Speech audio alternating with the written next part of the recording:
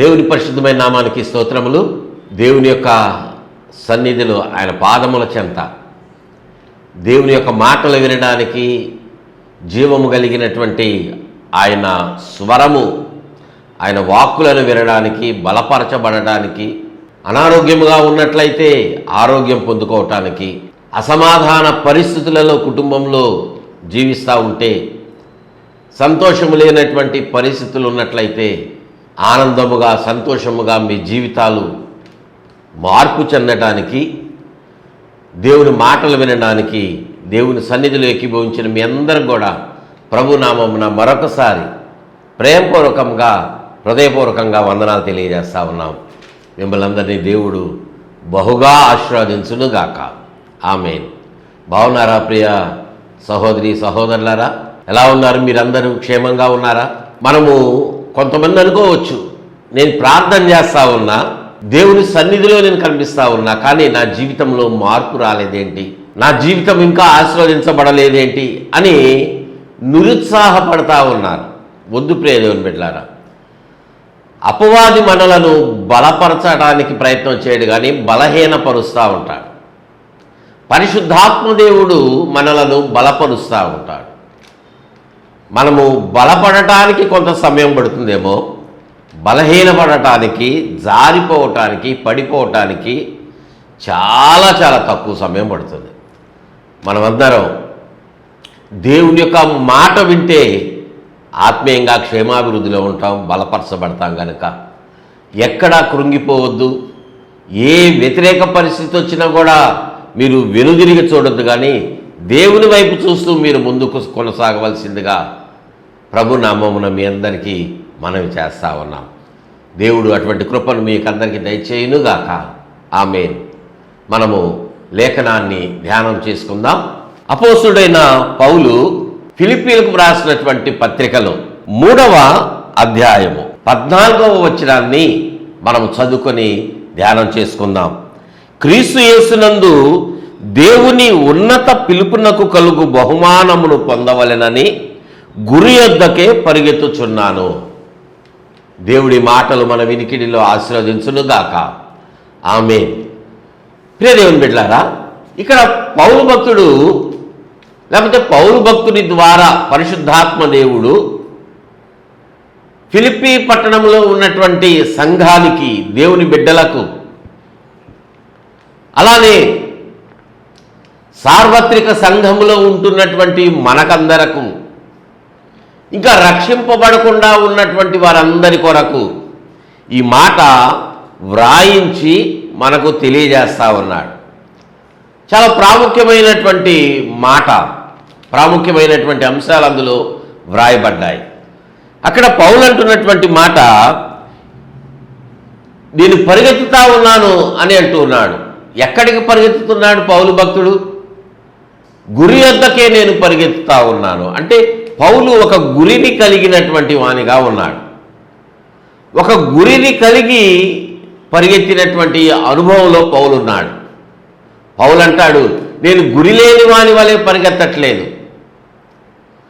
మనం ఈ లోకంలో జీవిస్తూ ఉన్నటువంటి సమయమున మనం ఒక గురిని కలిగి ఉండాలి. ఒక ఉద్యోగం చేయాలి, ఒక వ్యాపారం చేయాలి అంటే ఆ వ్యాపారంలో మనకు ఒక గురి అంటూ ఉండాలి. ఎలాగ నడిస్తే, ఎలాగ చేస్తే, ఎలాగ చదివితే మనకు మంచి మార్క్స్ వస్తాయి, మంచి ర్యాంక్ వస్తుంది, మనం అనుకున్నటువంటి టార్గెట్ మనము రీచ్ అవుతాం అంటే టార్గెట్ అనేటువంటిది ఒకటి మనకి ఉంటుంది కదా. అవును కదా ప్రియ? అవును బిడ్డ, మీకంటూ ఒక టార్గెట్ ఉన్నది, మీకంటూ ఒక గోల్ ఉన్నది, ఒక గురి అనేటువంటిది ఉన్నది. మీరు ఏదైతే గురిని కలిగి ఉన్నారో ఆ మార్గంలోనే వెళ్తేనే ఆ గురి దగ్గరకు వెళ్తారు. ఒక ఉదాహరణగా మనం చూస్తే, మీరు మంచి డాక్టర్ కావాలనుకున్నారనుకోండి, మీ చదువుల్లో మీరు డాక్టర్గా ఉండాలి అంటే మీరు ఏ గ్రూప్ తీసుకోవాలి? ఇంటర్మీడియట్లో అంటే బైపీసీ తీసుకోవాలి.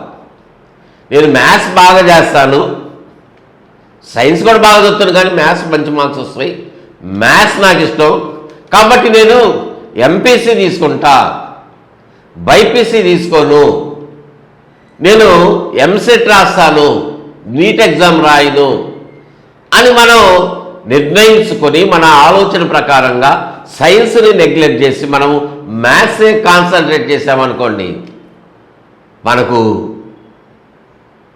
డాక్టర్గా సీట్ వస్తుందా?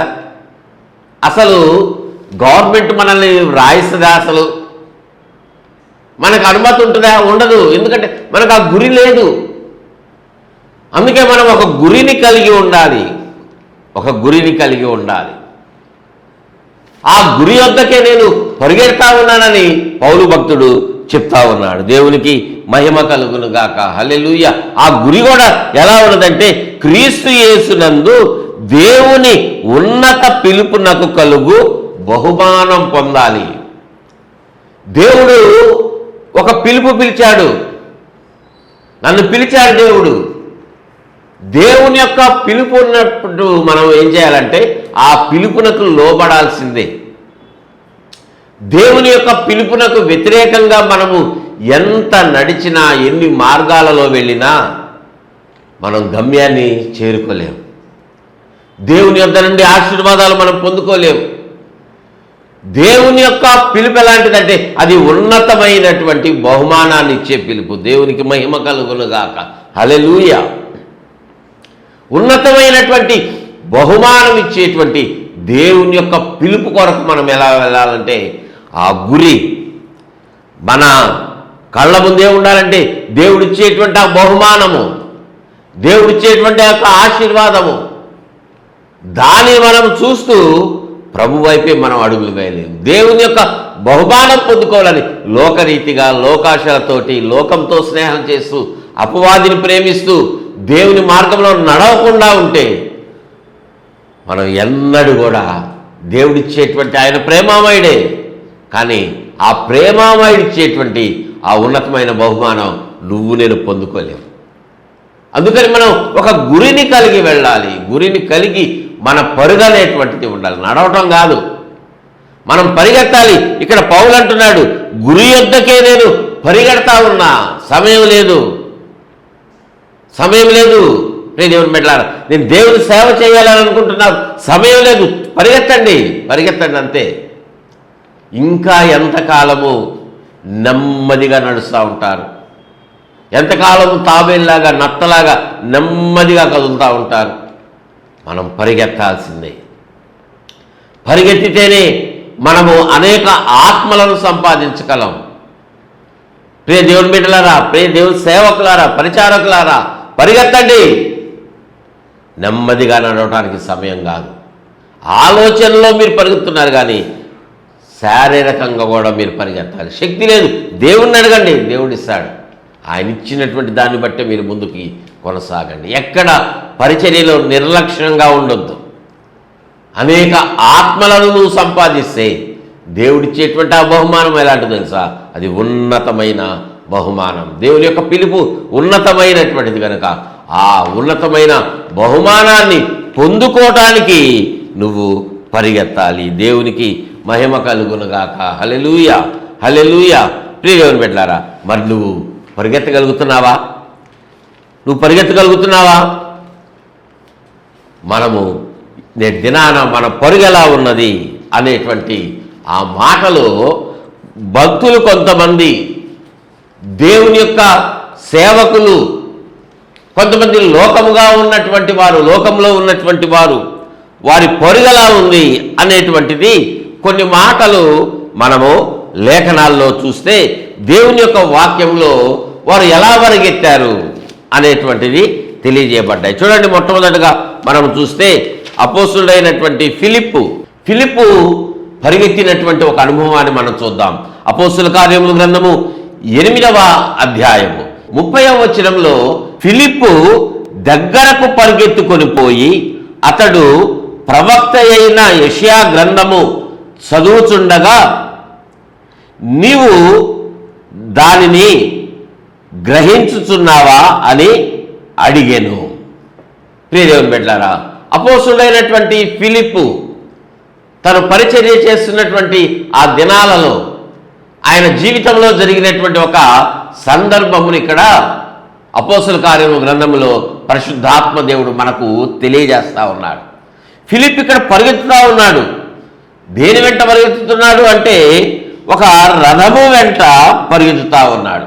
ఆ రథములో ఎవరు ప్రయాణం చేస్తూ ఉన్నారు అంటే అపోస్తుల కార్యముల గ్రంథము 9వ అధ్యాయము 27వ వచనంలో ఆ సందర్భం వ్రాయబడింది. అప్పుడు ఐథియోపియల రాణి అయిన కర్దాకే క్రింద మంత్రి అయి ఆమె యొక్క ధనాగారం అంతటి మీదనున్న ఐథియోపియుడైన నపుంసకుడు ఆరాధించుటకు యెరూషలేమునకు వచ్చి ఉండెను. 28వ వచనం, అతడు తిరిగి వెళ్ళుచు తన రథము మీద కూర్చుండి ప్రవక్త అయిన యెషయా గ్రంథము చదువుచుండెను. కర్దాకే రాణి దగ్గర మంత్రిగా ఉన్నటువంటి ఒక అధికారి, ఒక ప్రధానుడు రథం మీద కూర్చుని యెషయా గ్రంథాన్ని చదువుతూ ఉన్నాడు. యెషయా గ్రంథాన్ని చదువుతూ ఉంటే అపోస్తుడైనటువంటి ఫిలిప్పు ఆత్మచేత నింపబడి ప్రేరేపించబడి ఆ రథము దగ్గరికి పరిగెత్తుతూ ఉన్నాడు. పరిగెత్తడం ఏంటండి అని మీరు ఒక ఆలోచన చేయొచ్చు. ఒక రథము వెళతా ఉంది. వెళుతున్నటువంటి ఆ రథాన్ని నడుస్తూ వెళితే అందుకోగలమా? అందుకోలేరు కదా. అందుకని ఫిలిప్పు పరిగెత్తుతూ ఉన్నాడు. మళ్ళీ ఇంకొక ఆలోచన మీకు రావచ్చు. రథము వేగంగా వెళుతుంది, అంత వేగంగా మానవుడు పరిగెత్తగలడా అంటే పరిశుద్ధాత్మదేవుడు ఆ శక్తినిచ్చి అలాగ పరిగెత్తడానికి తన కృపనిచ్చాడు. దేవునికి స్తోత్రం చెల్లిద్దాం. హల్లెలూయా, హల్లెలూయా. మానవుడిగా బలహీనమే ఫిలిప్పు, పరిగెత్తలేని స్థితిలో ఉండొచ్చు, కానీ ఆత్మచేత పరిగెత్తింపబడ్డాడు. ఆత్మచేత నడిపించబడినప్పుడు వేగంగా పరిగెత్తాడు. మనం కూడా అంతే. మన ఆలోచన ప్రకారం మనము వెళ్ళటానికి మనము శారీరకంగా బలహీనంగా ఉండొచ్చు, కానీ మనం ఎలా ఉండాలి అంటే ఆత్మచేత నడిపించబడినటువంటి అనుభవంలో ఉంటే మనము ఎక్కడైనా ఏ విషయంలోనైనా పరిగెత్తేటువంటి అనుభవంలో ఉంటాం. దేవునికి మహిమ కలుగును గాక. హల్లెలూయా, హల్లెలూయా. ప్రియ దేవుని బిడ్డలారా, మనము పరిగెత్తేటువంటి వాళ్ళంగా ఉండాలి. ఇక్కడ ఫిలిప్పు ఆ రథము వెంట పరిగెత్తి ఆ రథాన్ని కలుసుకొని అక్కడ ఉన్నటువంటి ఆ మంత్రితోటి అంటున్నటువంటి మాట, నీవు చదువుతున్నావు కదా, దానిని గ్రహిస్తా ఉన్నావా? నీకు అర్థమవుతుందా అది? ప్రియ దేవుని బిడ్డలారా, చాలామంది దేవుని యొక్క వాక్యాన్ని చదువుతున్నారు కానీ గ్రహించలేకుండా ఉన్నారు.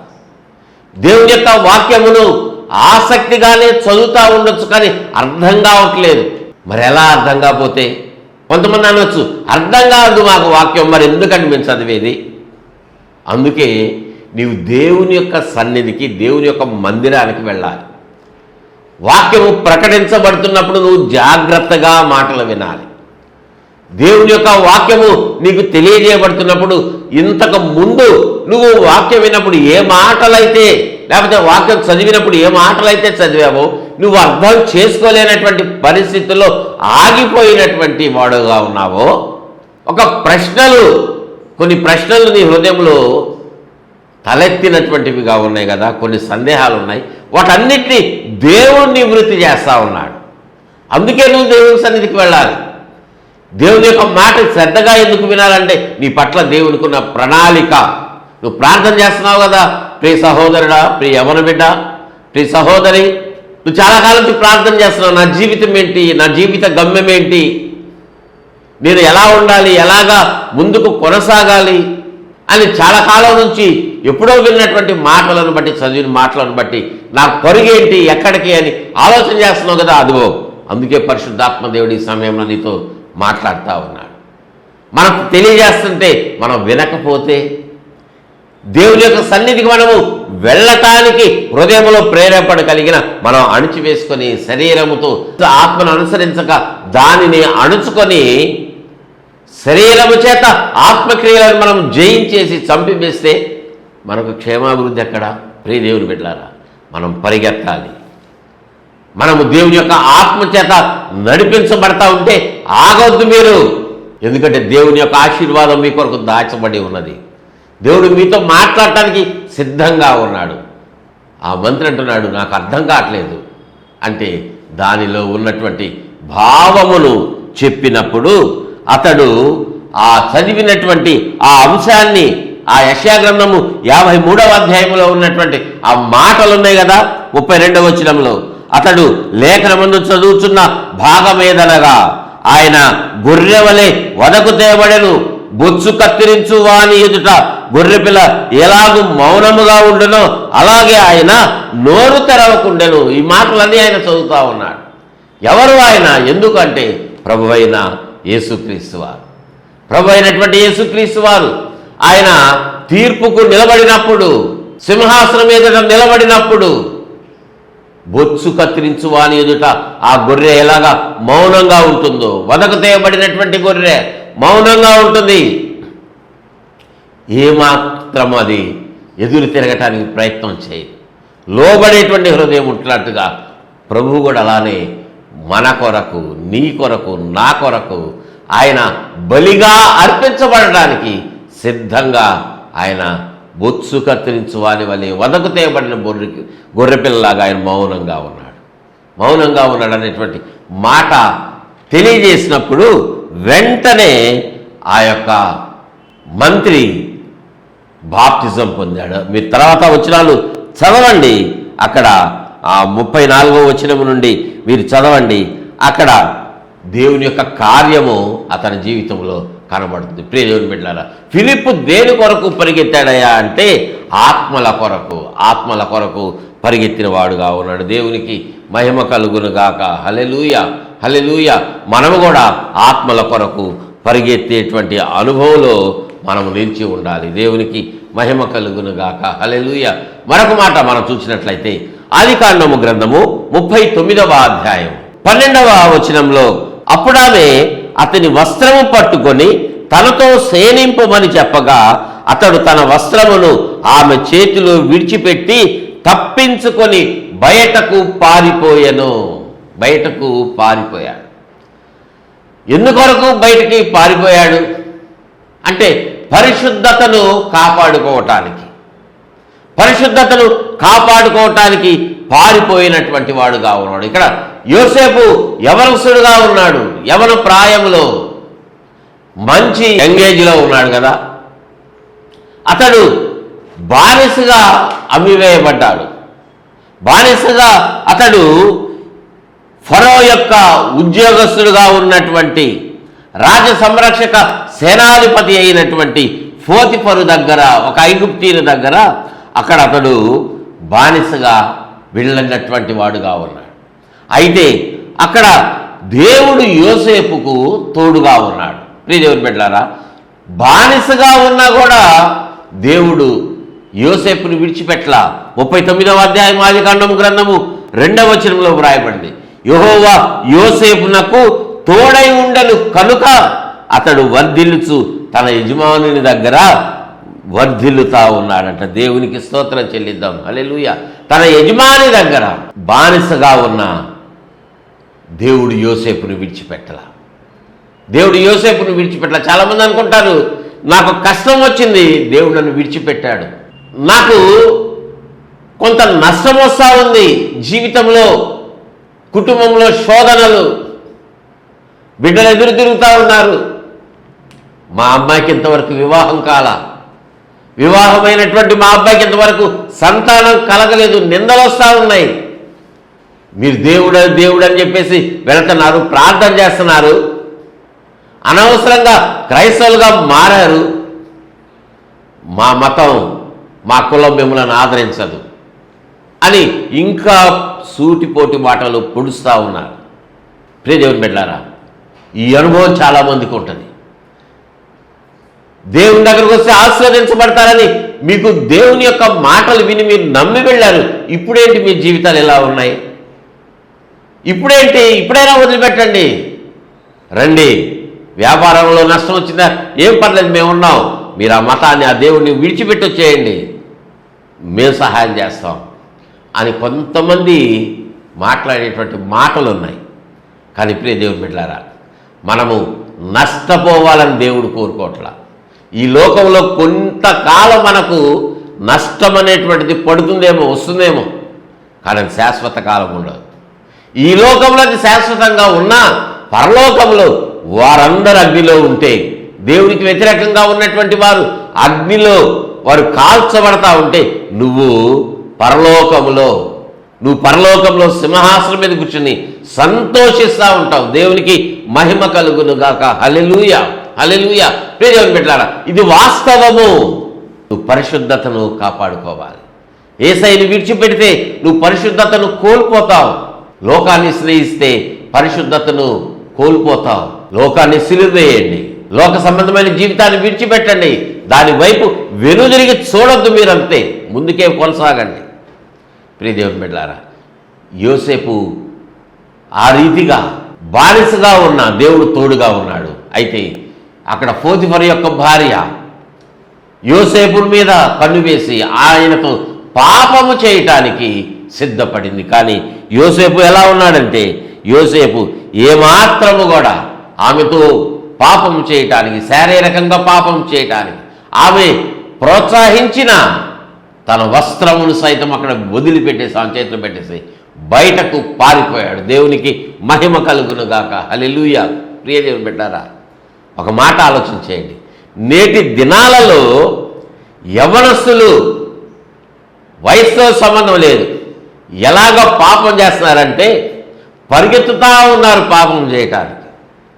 శరీర సంబంధమైన కార్యాలు జరిగించడానికి పరిగెత్తుతూ ఉన్నారు. చిన్న పట్టణాల్లో, గ్రామాల్లో ఉన్నటువంటి వాళ్ళు ఏమంటారంటే, ఇక్కడ మాకుంటే మాకు లైఫ్ సెటిల్ అవుతుంది మమ్మీ, నేను మంచి సిటీకి వెళ్తా. ఈ పట్టణం చిన్నదే, ఉద్యోగాలు రావు మాకు, హైదరాబాద్ వెళ్తా, చెన్నై వెళ్తా, బెంగళూరు వెళ్తా. నేను చదివినటువంటి చదువుకి ఇక్కడ నాకు విలువ లేదు. నాకు ఇక్కడ చేస్తే ఒక 20,000 వస్తుందేమో, కానీ అక్కడ నాకు ₹1,00,000 వచ్చేటువంటి ఉద్యోగాల అవకాశాలు ఉంటాయి, వెళతాను, మంచిదే, దేవుడు నిన్ను ఆశీర్వదిస్తాడు. కానీ అక్కడికి వెళ్ళినాక నీ చూపు దేని మీద నిలబడుతుంది? పాపమునకు అట్రాక్ట్ అవుతున్నావు, ఆకర్షించబడుతున్నావు, లోక స్నేహముతో ఆకర్షితురాలు అయిపోతా ఉన్నావు. ప్రియ దేవుని బిడ్డలారా, వ్యభిచారముతోటి మత్తు పదార్థాలకు బానిసలై డ్రగ్స్కి అడిక్ట్ అయిపోతా ఉన్నారు. ప్రియ దేవుని బిడ్డలారా, ఒక మాట చెప్తున్నాను, న్యూస్లో నేను విన్నటువంటి మాట, మీరు యూట్యూబ్లో కూడా చూడండి. హైదరాబాద్లో నేటి దినాల్లో చూస్తే ఉద్యోగం చేసేటువంటి ఆడపిల్లలకి, మగపిల్లలకి, అక్కడ చదువుకునేటువంటి వాళ్ళకి రూమ్లో ఉండకుండా వాళ్ళకి హాస్టల్స్ ఉన్నాయి కదా, వర్కింగ్ ఉమెన్స్ హాస్టల్స్ అని అక్కడ ఉంటూ ఉన్నాయి. అక్కడే 5,000 6,000 పెడితే అక్కడ ఆ రూమ్కి 2 3 ఉండి వాళ్ళే టిఫిన్, లంచ్, డిన్నర్ అన్నీ అరేంజ్మెంట్ చేస్తారు. సెపరేట్ హాస్టల్స్ మగపిల్లలకి, ఆడపిల్లలకి. కానీ నేను విన్నటువంటి మాట, హైదరాబాదులో ఆడపిల్లలు మగపిల్లలు కలిసి నివసించటానికి కోలివింగ్ హాస్టల్స్ అనేటువంటివి 10ల సంఖ్యలో కాదు, 100ల సంఖ్యలో ఏర్పడుతున్నాయని న్యూస్లో చెప్తా ఉన్నారు. ఎంత బాధాకరమైన విషయం, ఎంత బాధ. ఒకే గదిలో ఒక యవనస్తుడు, యవనస్తురాలు కలిసి నివసించడానికి 15,000 20,000 అలా క్యాష్ చేస్తూ ఉన్నారంట. అంటే దాని అర్థం ఏంటి? వాళ్ళ జీవితం ఏమవుతుంది? యవన ప్రాయంలో ఉన్నటువంటి వారు ఏ రీతిగా పాపానికి గురైపోతారు. ప్రియ దేవుని బిడ్డలారా, ఈ పరిశుద్ధతను కాపాడుకోవటానికి యోసేపు పరిగెత్తితే నేటి దినాన యవన బిడ్డలు ఎలా పరిగెత్తా ఉన్నారు? మనము పరిశుద్ధతను కాపాడుకోవటానికి పరిగెత్తేటువంటి అనుభవంలో ఉండాలి. దేవునికి మహిమ కలుగును గాక. హల్లెలూయా, హల్లెలూయా. మరొక మాట చూస్తే లూకాసు వార్త 24వ అధ్యాయంలో 12వ వచనంలో పునరుద్ధానుడైనటువంటి యేసయ్యను చూడటానికి, యేసయ్య ఏ సమాధులైతే ఉంచబడ్డాడో ఆ సమాధి తెరవబడింది, అక్కడ ప్రభువు లేరని చెప్పినప్పుడు పునరుద్ధానుడైనటువంటి యేసు వద్దకు పేతురు పరిగెత్తుకుంటా వెళ్ళాడంట. పేతురు పరిగెత్తుకుంటా వెళ్ళాడు. మనం వెళ్ళగలుగుతున్నామా? ఇంకా పశుశాలలో ఉన్నటువంటి ఆ యొక్క బాలుడుగా ఉన్నటువంటి యేసయ్యను చూడటానికి క్రిస్మస్ దినం కొరకే పరిగెత్తున్నారు కానీ ఈస్టర్ కొరకు పరిగెత్తట్లా. శిలువ మీద ఉన్నటువంటి యేసయ్యను చూస్తున్నారు కానీ ఆయన పునరుద్ధరణై వెళ్ళిపోయాడు అన్నటువంటి సంగతి నువ్వు గ్రహించట్లా. నువ్వు పేతురులాగా పునరుద్ధరణుడైనటువంటి యేసునందు విశ్వాసం ఉంచి పరిగెత్తాలి. మరికొంతమంది ఎలా పరిగెత్తుతున్నారు తెలుసా? మరికొంతమంది ఎలీషాలాగా సేవ కొరకు పరిగెత్తుతూ ఉన్నారు. మొదటి రాజుల గ్రంథము 19వ అధ్యాయము 20-21 వచనాలు చదవండి. చెప్పడానికి సమయం లేదు కనుక నా మాటలు ముగిస్తా ఉన్నా. మొదటి రాజుల గ్రంథము 19వ అధ్యాయము 20-21 వచనంలో ఎలీషా పరిగెత్తాడు. దేవుని యొక్క సేవ కొరకు పరిగెత్తినటువంటి అనుభవంలో ఉన్నాడు. కొంతమంది ఈ రీతిగా ప్రభు కొరకు పరిగెత్తితే దేమా ఎలా ఉన్నాడంటే లోక స్నేహాన్ని ఆశించి లోకముతో నడుస్తూ ఉన్నాడు, పరిగెత్తా ఉన్నాడు. తిమోతికి వ్రాసినటువంటి 2వ పత్రిక 4వ అధ్యాయము 10వ వచనంలో లోక స్నేహాన్ని ఆశించి దేమా పరిగెత్తిన వాడుగా ఉన్నాడు. అలానే మనం చూసినట్లయితే 2వ రాజుల గ్రంథము 5వ అధ్యాయము 20వ వచనం నుంచి గెహాజీ ఏ యొక్క ధనమును వద్దని తన గురువు ఎలీషా విడిచిపెట్టాడు. ఆ ధనం సంపాదించుకోవటానికి పరిగెత్తినటువంటి వాడుగా ఉన్నాడు. దేవునికి మహిమ కలుగునుగాక. హల్లెలూయా, హల్లెలూయా. ఒక మాట ఆలోచించేద్దాం. నా మాట నేను ముగించక ముందు ఒక మాట. కొంతమంది దేవునితో ఉండటానికి పరిగెత్తారు, మరికొంతమంది లోకములో జీవించడానికి లోకాశల కొరకు పరిగెత్తారు. నీ జీవితం ఎలా ఉంది? దేని కొరకు నువ్వు పరిగెత్తున్నావు? ప్రియ దేవుని బిడ్డ, గుర్తించుకో, ఆలోచించే. పరిశుద్ధాత్మ దేవునికి ఇచ్చినటువంటి ప్రేరేపణను బట్టి దేవునికి లోబడి దేవుని యొక్క వాక్య ప్రకారంగా నువ్వు పరిగెత్తు. దేవుని యొక్క ఉన్నతమైన బహుమానం అనుగ్రహిస్తాడు. అటువంటి కృప పరిశుద్ధాత్మ దేవుడు మనకందరికీ దయచేయునుగాక. ఆమేన్. ప్రార్థన చేసుకుందాం. ప్రేమ కలిగిన తండ్రి, మీకు వందనాలు నాయన. ఈ మాటలు విన్నటువంటి ప్రతి ఒక్కరిని మీరు జ్ఞాపకం చేసుకోండి నాయన. ఈ యొక్క కార్యక్రమాన్ని స్పాన్సర్ చేసినటువంటి బిడ్డలను మీరు జ్ఞాపకం చేసుకోండి. ప్రతి ఒక్కరికి మంచి ఆరోగ్యం అనుగ్రహించి నాయన, శరీర సంబంధమైనటువంటి ఆశీర్వాదాలు మాత్రమే కాదు నాయన, ఆత్మ సంబంధమైన దీవెనలు పొందుకోవటానికి కూడా మీరు వారిని పరిగెత్తేటువంటి మీ ఆత్మ చేత ముద్రించి నాయన వారి నడకను పరుగుగా మార్చి మీరు దీవించండి. ఉన్నతమైన బహుమానం అందుకోవడానికి సహాయం చేయండి నాయన. వివాహ వార్షికోత్సవాన్ని జరుపుకుంటున్న బిడ్డలను మీరు జ్ఞాపకం చేసుకుని దీవించి ఆశీర్వదించండి. కుటుంబాన్ని మీరు జ్ఞాపకం చేసుకోండి. అన్ని విషయాలలో అభివృద్ధిని దయచేయండి ప్రభు. అనారోగ్యంతో ఉన్న ప్రతి ఒక్కరిని మీకే సమర్పిస్తూ మంచి ఆరోగ్యమును దయచేయమని, ఆత్మీయ జీవితంలో క్షేమాభివృద్ధి ప్రతి ఒక్కరికి దయచేయమని, మహిమాగంత ప్రభావాలు మీకే ఆరోపిస్తూ యేసయ్య నామమున అడిగి వేడుకుంటున్నాము తండ్రి. ఆమేన్, ఆమేన్, ఆమేన్. తండ్రి కుమార పరిశుద్ధాత్మ త్రియేక దేవుని దీవెన తోడుగా ఉండి ప్రతి ఒక్కరికి నడిపించి వర్ధిల్ల చేయునుగాక. ఆమేన్, ఆమేన్, ఆమేన్. God bless you all.